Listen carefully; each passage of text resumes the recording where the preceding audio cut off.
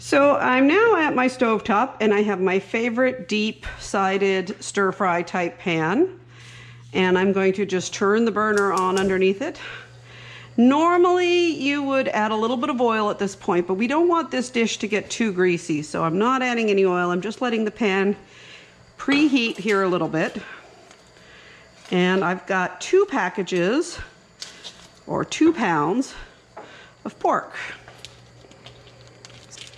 And I'd like it to fall out of the packaging a little bit more naturally than it is. Just shaking it out here. All right, I'm just going to pull.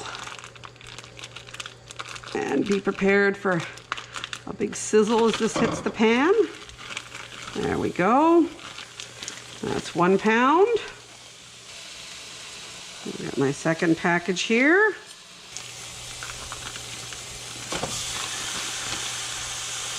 There we go. And I'm going to turn this down really low now. I got our pan nice and hot. The meat's initially in there. And I'm just going to break it up with a wooden spoon really quickly.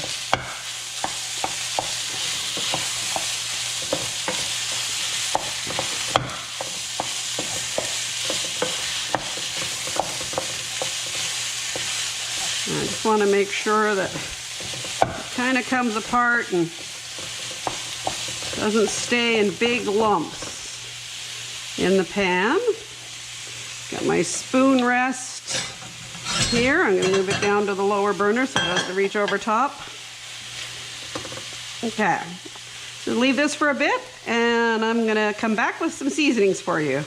Get some pepper in there. And again, I'm going to oops, I had the wooden spoon in the pan. That's not a good thing. I'm just now going to mix all this into our meat. There we go. As our meat melts a bit, you noticed I added only Worcestershire sauce. I didn't add very much, but there's a lot of liquid in this pan now, as the meat is expressing its juices.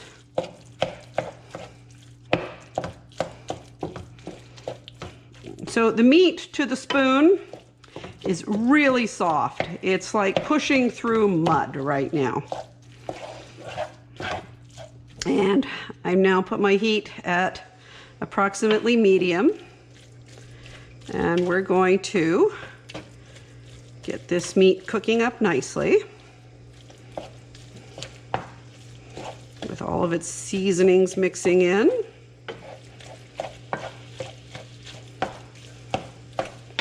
And I'm pushing down with my spoon for the blind audience and dragging to the middle of the pan. Pushing down and dragging to the middle of the pan and then chopping kind of a little bit in the middle where the pile is forming.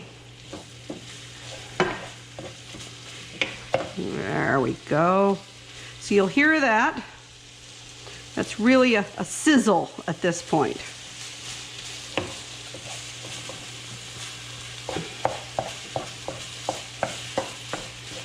And again, I've got the tip of the spoon and I'm chopping into the meat because it's still kind of sticking to itself in big clumps and it's not very ground up right now.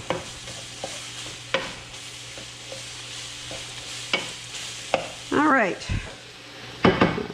knock off the spoon a little bit there and I'll get our last ingredient for our filling.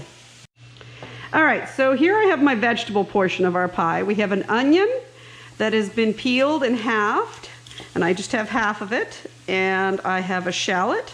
I'm going to just cut the ends of this shallot off and quickly peel that and just discard the peels.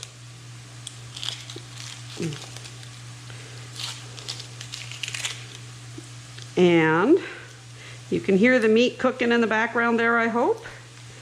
It's just sizzling away for us.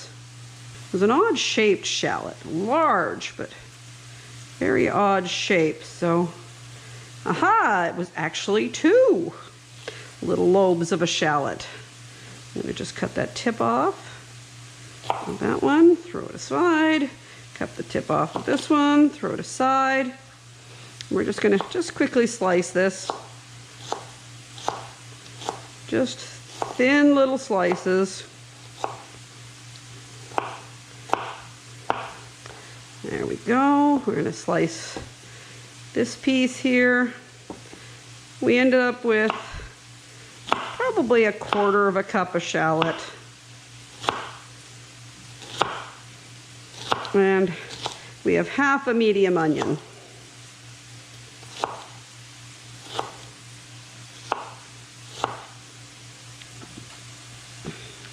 All right, the shallot's all sliced up there. Let's stir our meat again.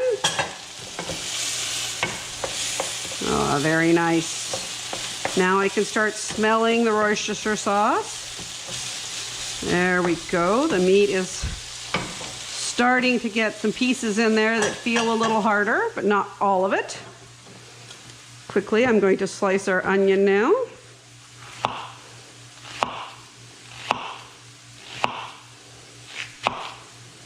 And what I'm doing is I got half of the onion, I got the cut side down, and I'm just cutting thin slices across that, and then I'm going to go twist it and just cut across those slices to make tiny pieces of onion, because you don't want to have people finding big chunks of onion in your dish when it comes to a meat pie. All right, so all those vegetables are diced up there now. All right, so now I'm going to take the cutting board and I'm going to just push all these vegetables into our meat. Except for this piece that did not get cut very well, I'm going to recut it. There we go. Okay.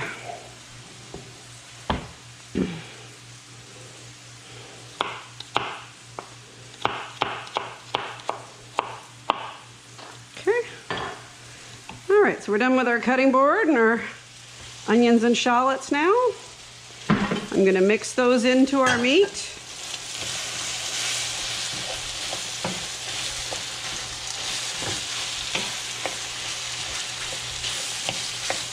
Turn our heat down a bit because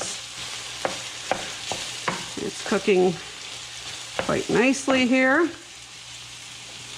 And now we're going to take some potato, and I've just got a box cheese grater. I bought this at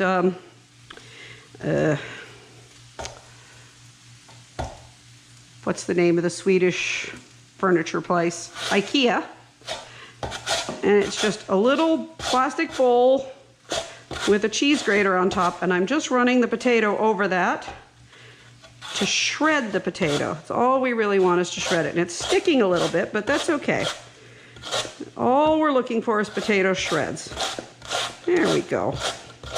Let's take a look inside here. Yes, see, we're getting a nice kind of potato puree. This would be a good way to make hash browns if you wanted to make hash browns. And this is the thickener for our dish. All right, so my potatoes are starting to fall off the top here. I'm just gonna start wiping these off into the pan. I could have actually held the cheese grater right over the frying pan, and I think that's what I'm going to do from now on.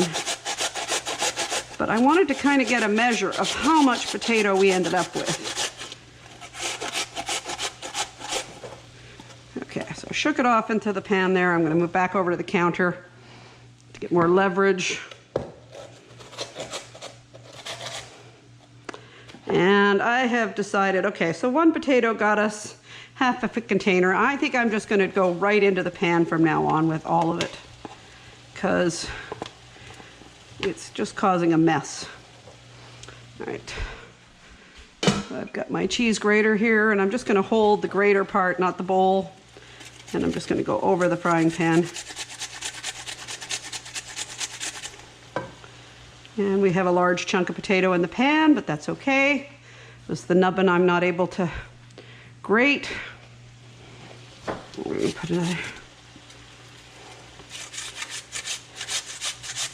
And now I'm just holding the grater horizontal to the frying pan, or perpendicular to the frying pan, and just grating right into it. And the potato goo is falling right on top here.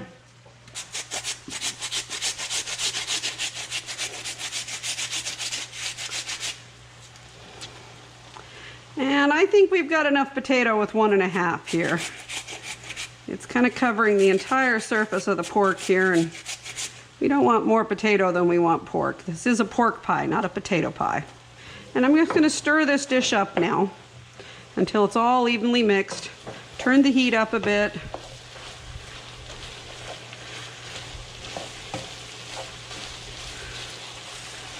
And I'm just going to make sure everything is well mixed in.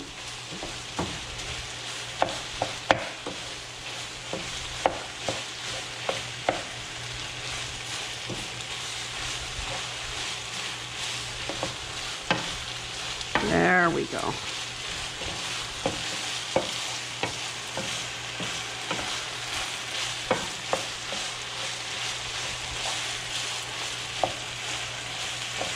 All right, so this pie is going to cook. So we don't need to cook this stuff too much. So I'm going to turn the burner off now, and we're going to go fix our crusts.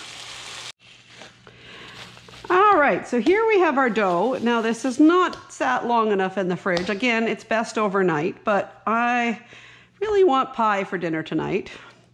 And the difference between this dough and a pie crust dough is that this one is not rolled with a rolling pin. It is just molded.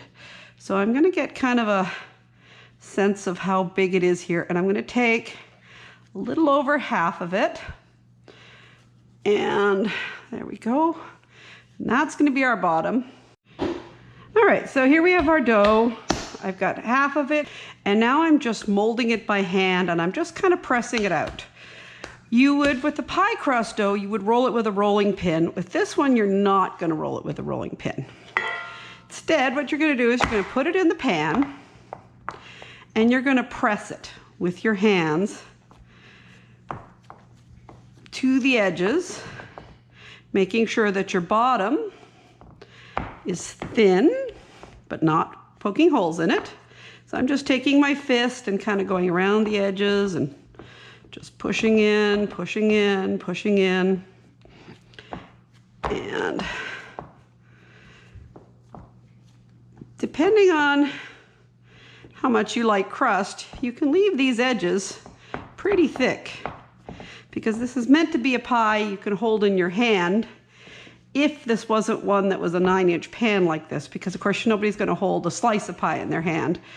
If you were doing a smaller kind of personal sized pie, that's the one you would leave the edges a little thicker so that you could hold them in your hand. So I'm literally just pushing out to the edges like that. There we go. And we want it fairly thin, this one, because I'm not going to hold this in my hand, and crust isn't my favorite part of the pie. It's the means of transporting the pie.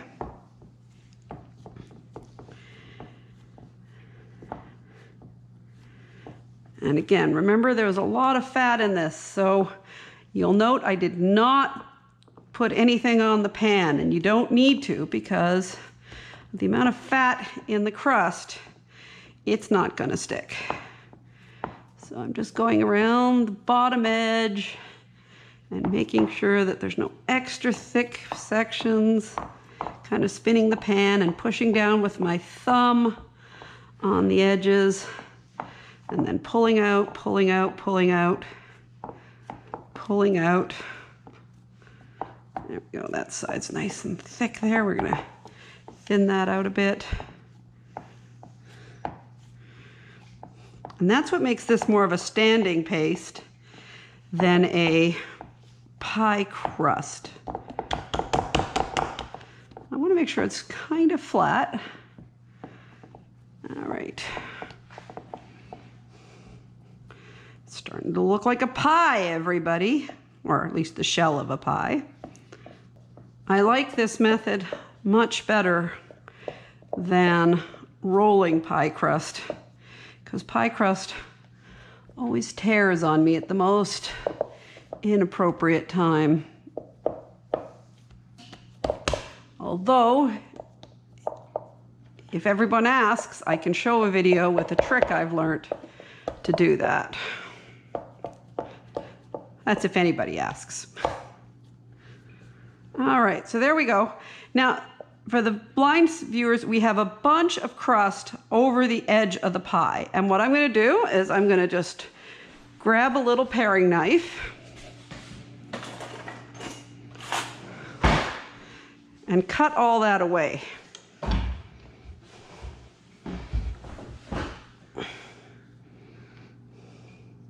So I'm just coming up under the edge of the pan and going along the bottom lip of the pan and trimming my excess dough.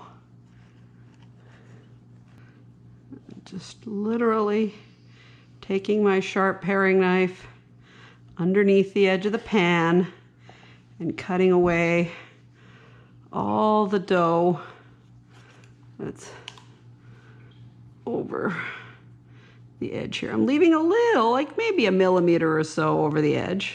That's okay, because it needs to have a seal somehow.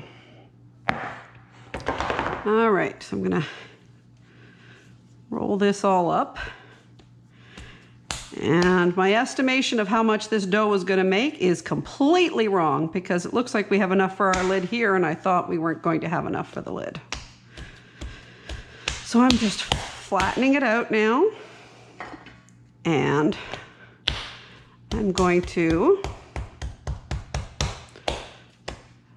use a second pie pan to measure how much we need for our lid. And again, I'm just using my forearm now and my hands, and I'm spreading it, patting it down, trying to keep the round shape as much as possible. Okay, how are we doing? Needs a little more here. So I start at the middle, push down, trying to thin it, and then work on the edges, flatten it out, make sure it doesn't stick to the board. There we go.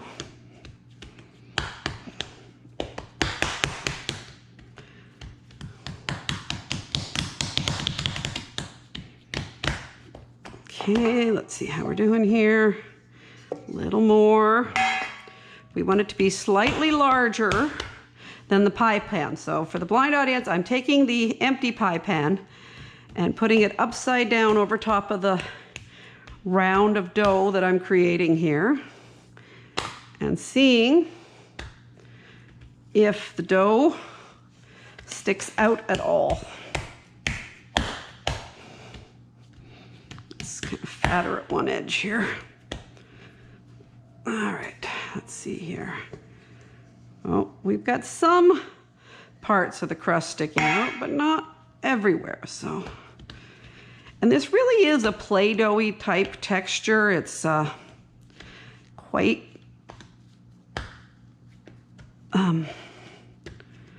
almost a rubbery texture. It feels lovely on my hands, actually. A little greasy. And it's just wonderful. All right, let's check that now. Not quite. See everybody around the edges there? We need to get a little more on all the sides here. So I'm just gonna kind of just take where it's fatter and so I'm just gonna kind of push out here. There we go. Check it, make sure it's not sticking to the board again. I just pick it up, flip it over, put our pie pan on top, and I can feel crust almost everywhere now sticking out. I'm just kind of moving some of the edges that have too much.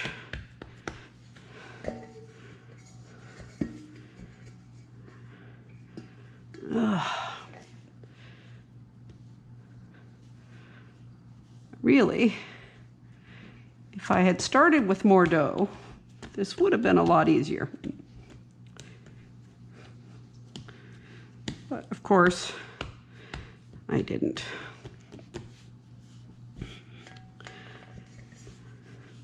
Oh, and we're done. This is not a pie that needs pre-baking of the crust. So I'm just taking my spoon now and I'm just scooping the pie filling into our pie crust.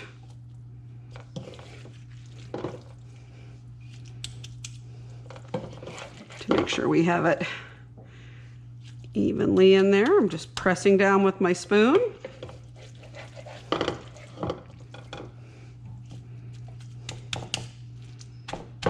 Using my hand a little bit. It's kind of hot, but I'm going to do it.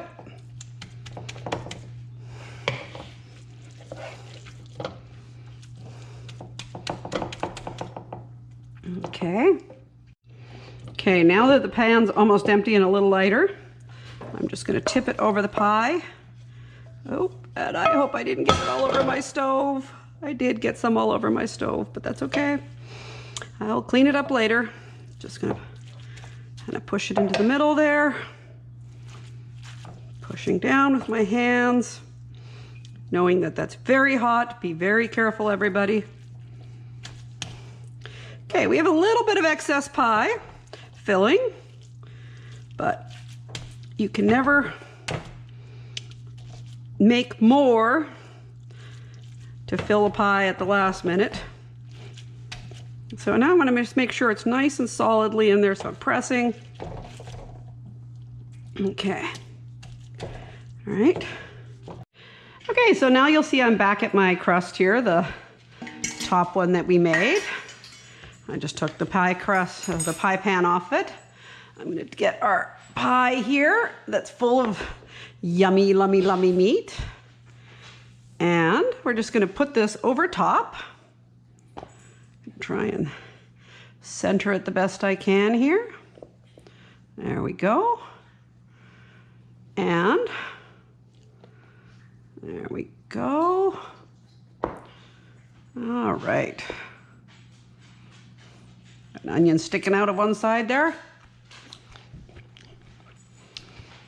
All right, so now I have all the edges covered here. And I'm just going to go around with a fork, pressing down, doing what they call crimping. And the crimping, hopefully, will make the edges of the pie seal, the top and bottom edges. All right, so I'm just going to finish crimping up the edges here, making sure that we have crimping all the way around the pie, which we do. And I'm just going to take my little paring knife here now and cut the excess. Okay, just spinning the pie and pushing the paring knife out from the edges. There we go.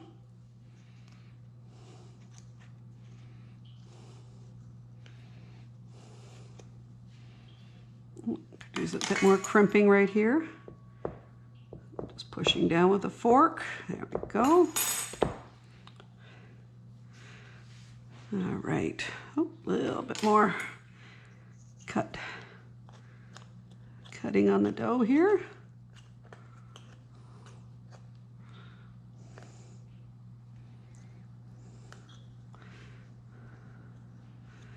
Now, as this dough has touched the pie, it's really not usable unless you have another meat pie you're making. So that's going to be wasted pie crust, but it's not that much pie crust.